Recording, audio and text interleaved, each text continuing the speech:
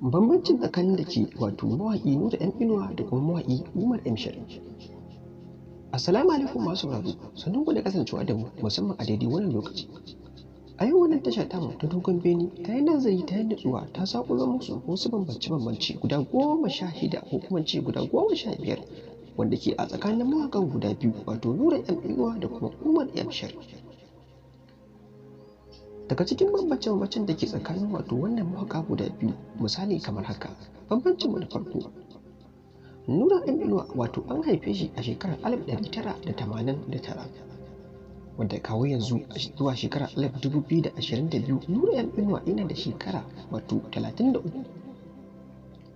wanda kuma shi kuma Umar M Sharif an haife shi ne a shekarar 1987 wanda kawo yanzu yana da shekara akalla 35 a duniya. Duba da haka idan muka yi nazari kun tabbatar da cewar felo a nan bambancin da ke tsakanin Nura da Umar shine na shekaru, wanda Umar M Sharif shine gaba da Nura M Inuwa. Bambancin mu na biyu shine an haifi Nura M Inuwa a jihar ta Kano Gwammaja da ke karamar hukumar Dala, wanda kuma shi Umar M Sharif an haife shi a jihar Kaduna karamar hukumar Rigasa. Wadda hakan ma kun tabbatar da bambancin gari ya faru a wannan lamari.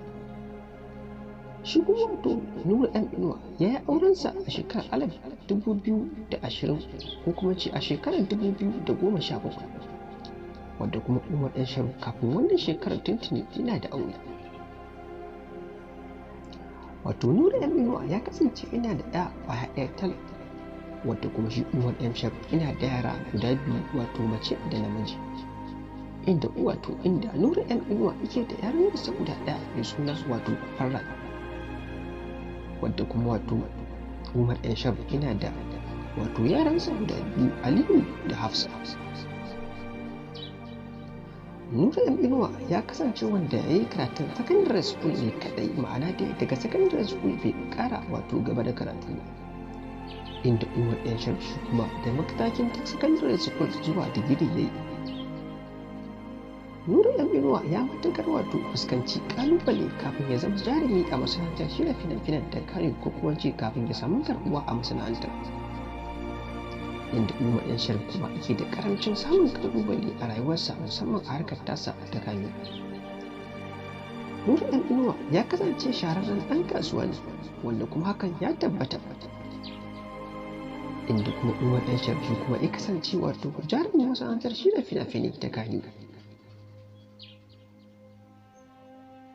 Nura M Inuwa bai kasance jarumi a masana'antar shirya fina-finan ta Kano ba, wanda kuma Umar M Sharif shi kuma anan ya kasance mai harka ta kiɗa da kuma rawa, inda kuma saɓanin Nura M Inuwa baya wannan tsari.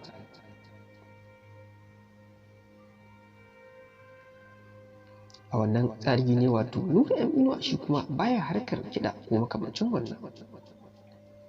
Umar M Sharif yana fitowa a sauran fina-finai na Kano, inda za ku ga irin fina-finansa kamar Zainabu Abu da Bana Bakwai da kuma Sarina da dai sauransu. Nura M Inuwa kuma baya fitowa a sauran fina-finai ta Kano wanda bai kasance abtu a Kano din ba.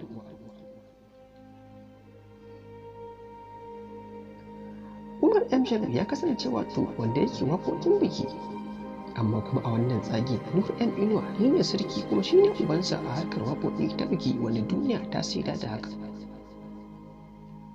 Umar M Sharif ya kasance mawaƙi wanda yake son sanya diresi ta ƙananan kaya, saɓanin Nura M Inuwa wanda shi kuma bai fiye son sanya ƙananan kaya ba, inda kun duba da suturar da Nura M Inuwa yakan sawa ya fi sanya manya-manyan sutura ne ta malam Bahaushe. Nura M Inuwa ko kuma ce Umar M Sharif ya kasance mutumin da aka ganin ƙwayar idonsa a kowane lokaci, amma kuma saɓanin haka Nura M Inuwa ba a cika ganin idonsa ba, wanda ko kai mai sauraro na san yanzu da yiwuwar baka taɓa ganin ƙwayar idon Nura M Inuwa ba. Umar M Sharif ya kasance ƙwararre a fannin waƙoƙin soyayya, duk da cewa Nura M Inuwa ma ya kasance ya ƙware a harkar soyayya ta waƙa, amma kuma Nura M Inuwa ya fi ƙwarewa a waƙar azanci. Ku ci gaba da kasancewa da wannan tasha tamu ta Dogon Beni 24. Wannan shine ɗan takaitaccen wato binciken da muka yi muku akan wannan mawaƙa. Wassalam.